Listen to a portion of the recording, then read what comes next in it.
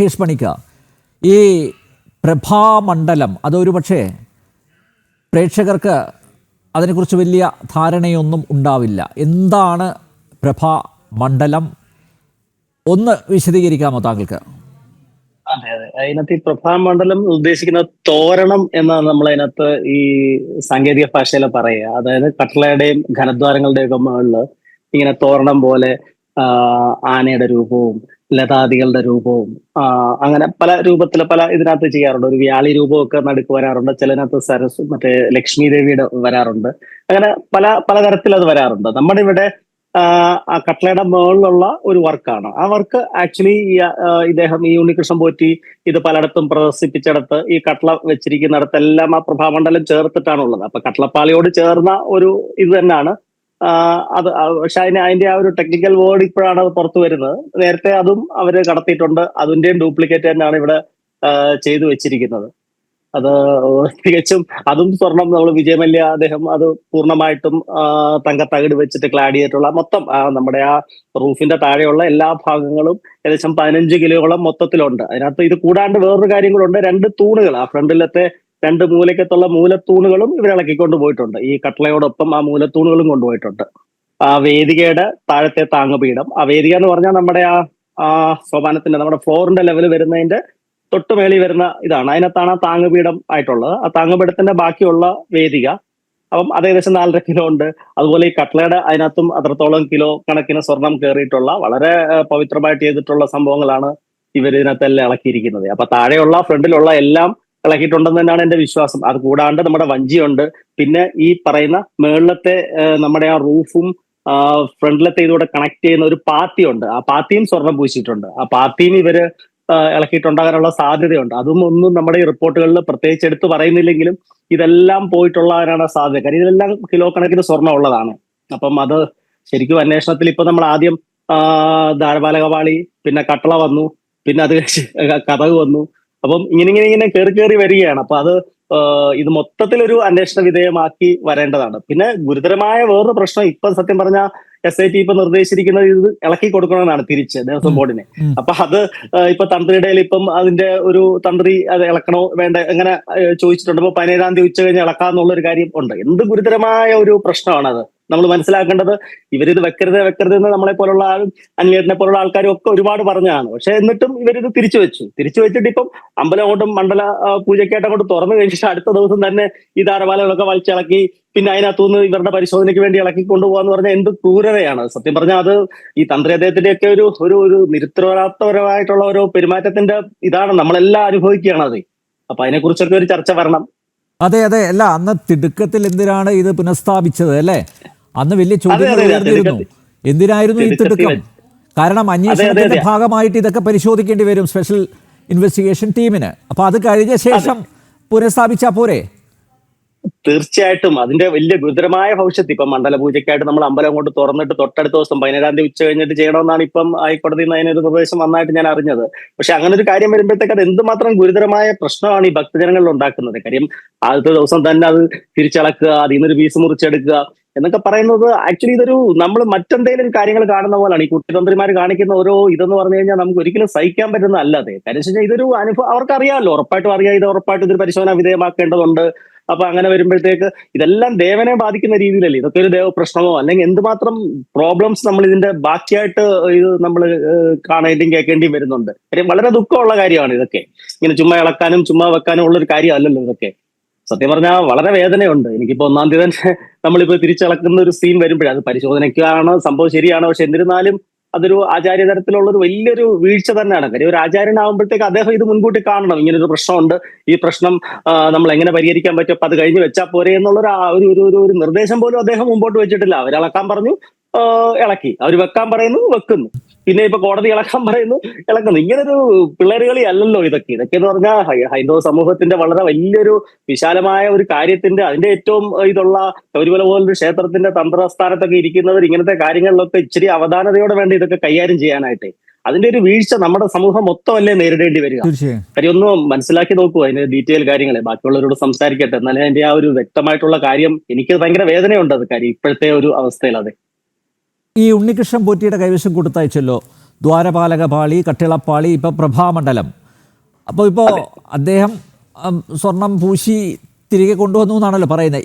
ഇപ്പോൾ ശബരിമലയിൽ ഈ സന്നിധാനത്ത് ഉള്ളതൊക്കെ ഒറിജിനലാണോ, അസലാണോ? ഈ കൊണ്ടുപോയത് തന്നെയാണോ സ്വർണ്ണാഭരണം ചെയ്ത് തിരികെ കൊണ്ടുവന്നിരിക്കുന്നത്? ഇപ്പോൾ സ്പെഷ്യൽ ഇൻവെസ്റ്റിഗേഷൻ ടീം പരിശോധിക്കുന്നത് അത് തന്നെയാണല്ലോ. ഇത് അസലാണോ അല്ലെങ്കിൽ ഇത് ഡ്യൂപ്ലിക്കേറ്റ് ആണോ എന്നാണല്ലോ പരിശോധിക്കുന്നത്, അല്ലേ? എന്താണ് താങ്കളുടെ ഒരു നിരീക്ഷണം? എന്താ അത്? റിപ്ലിക്ക എന്നുള്ളൊരു വാക്ക് തന്നെ ബഹുമാനപ്പെട്ട ഹൈക്കോടതി അതിന് കൊടുത്തിരിക്കുന്നത്. റിപ്ലിക്ക എന്ന് വെച്ചാൽ ഡ്യൂപ്ലിക്കേറ്റിന്റെ ഇച്ചിരി ഒരു സോഫ്റ്റ് ആയിട്ടുള്ളൊരു പേരാന്ന് മാത്രമേ ഉള്ളൂ. അത് പക്ക ഡ്യൂപ്ലിക്കേറ്റ് ആണ്. കാര്യം അത് അവര് ഈ നരേഷ് എന്നും പറഞ്ഞ ആദ്യം മുതലേ ആ നരേഷ് എന്നും പറഞ്ഞ ഒരാളാണ് ഇതിന്റെ എല്ലാം ഡ്യൂപ്ലിക്കേറ്റ് ഉണ്ടാക്കുന്ന ഒരു കാര്യമേ.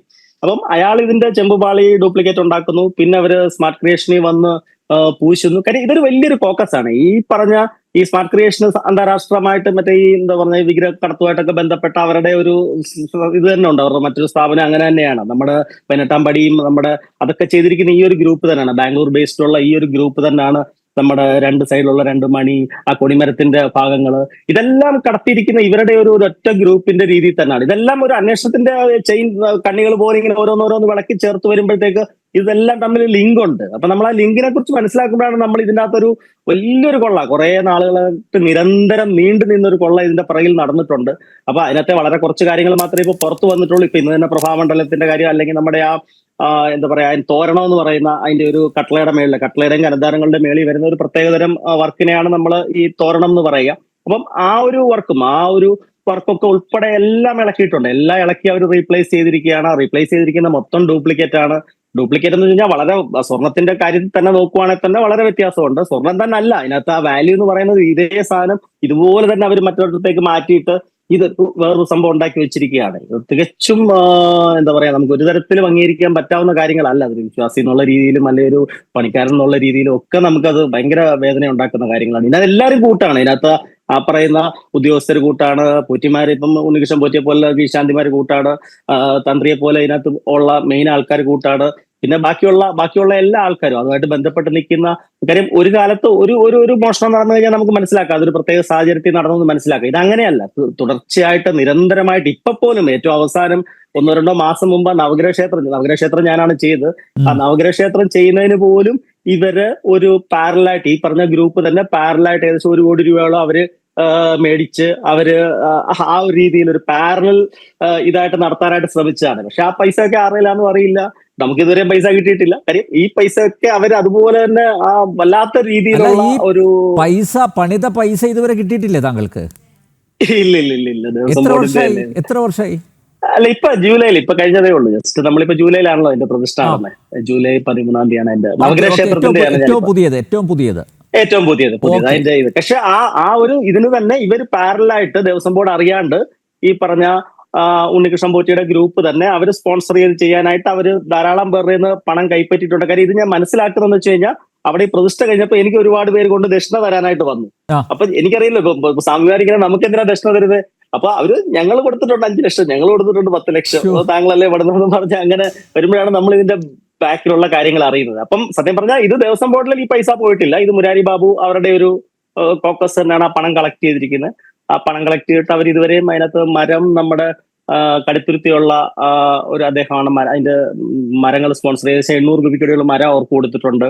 അപ്പം അങ്ങനെയൊക്കെയുള്ള പല ഗുരുതരമായ ഇത് അവസാനം ഒരു 2 മാസം മുമ്പ് വരെ നിന്നിരുന്ന ഒരു പ്രശ്നമാണിത്. കാര്യം അതിന്റെ ഭാഗമാണ് 2017-18 കാലഘട്ടം മുതൽ കൊടിമരത്തിന്റെ നിർമ്മാണം തുടങ്ങുന്നത് മുതൽ ഇങ്ങോട്ട് തുടർച്ചയായിട്ട് വന്നിരിക്കുന്ന ഒരു കൊള്ള തന്നെയാണിത്. അവസാനം ഒരു 2 മാസം മുമ്പ് വരെ അത് അവിടെ ഉണ്ടായിരുന്നു. ഈ ഒരു കൊള്ള സങ്കേതം അല്ലെ കൊള്ളക്കാര് എന്ന് തന്നെ പറയേണ്ടി വരും. അതായത് മഞ്ഞുമലയുടെ ഒരറ്റം മാത്രമേ ഇപ്പൊ പുറത്തു നമ്മളൊക്കെ കണ്ടിട്ടുള്ളൂ, അല്ലേ? അതെ.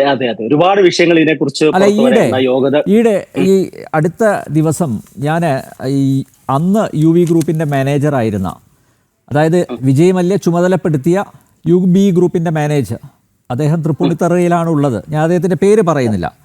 ഞാൻ അദ്ദേഹവുമായിട്ട് ഫോണിൽ സംസാരിക്കേണ്ടത്. അദ്ദേഹം പറഞ്ഞത്, നിങ്ങൾ ഈ ഇപ്പം കേൾക്കുന്നതൊന്നും അല്ല യാഥാർത്ഥ്യം എന്നാണ് പറയുന്നത്. ഞാൻ വിളിച്ച സമയത്ത് ഒരു മീറ്റിങ്ങിലായിരുന്നു.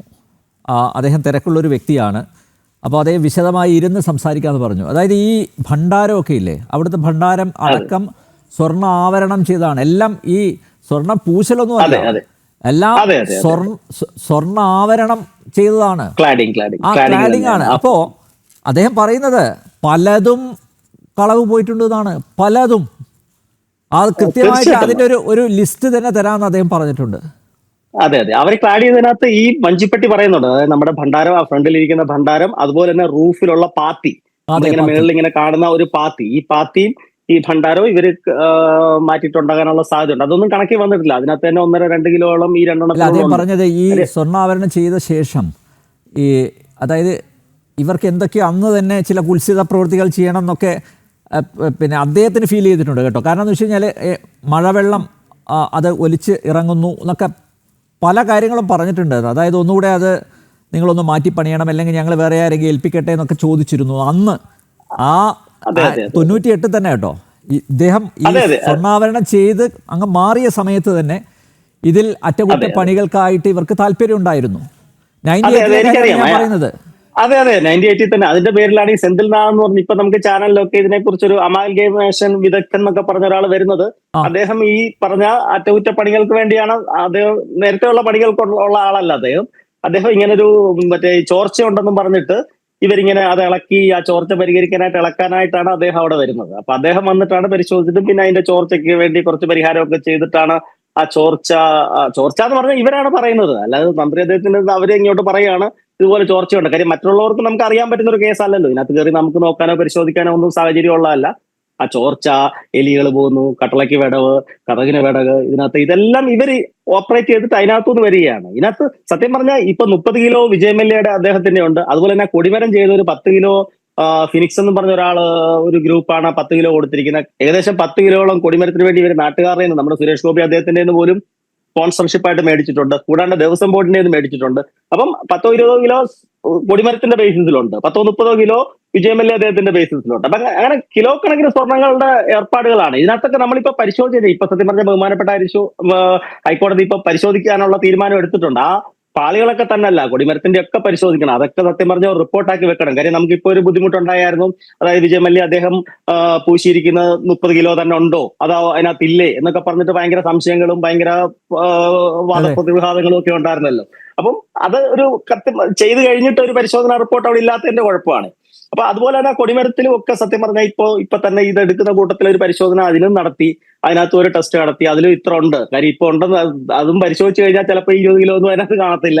അതിൽ വല്ല 4-5 കിലോ ഉണ്ടെങ്കിൽ അയ്യപ്പന്റെ ഇതോ ശക്തി ഉണ്ടെങ്കിൽ അത്രയെങ്കിലും ഒക്കെ കാണും. അല്ലെങ്കിൽ ചിലപ്പം അതിനേക്കാളും വലിയ നമ്മൾ ഇതിലും കേൾക്കാൻ പറ്റാത്ത വലിയ തട്ടിപ്പായിരിക്കും അതിനകത്ത് നടന്നിട്ടുണ്ടാവും. അപ്പൊ അതുകൂടെ പരിശോധിച്ച്, കാര്യം എന്തായാലും ഇതിപ്പോ ഒന്ന് കലങ്ങി. അപ്പൊ കലങ്ങുമ്പോഴത്തേക്ക് അതിനകത്ത് മൊത്തത്തിലുള്ള പ്രശ്നങ്ങളൊക്കെ മാറി ഇനിയും വളരെ ഇതായിട്ടുള്ള അയ്യപ്പ ഭക്തരുടെ കണ്ണീര് ഇനിയും വീഴാത്ത രീതിയിൽ അതിനകത്തെ പ്രവർത്തനങ്ങളും അതിന്റെ കാര്യങ്ങളും ഒക്കെ നടക്കണമെന്ന് തന്നെയാണ് എന്നെ പോലുള്ളവരുടെ എല്ലാവരുടെയും ആഗ്രഹം. അപ്പൊ അത് ആ രീതിയിൽ തന്നെ ആകണമെന്ന് തന്നെയാണ് നമ്മുടെ വിശ്വാസവും.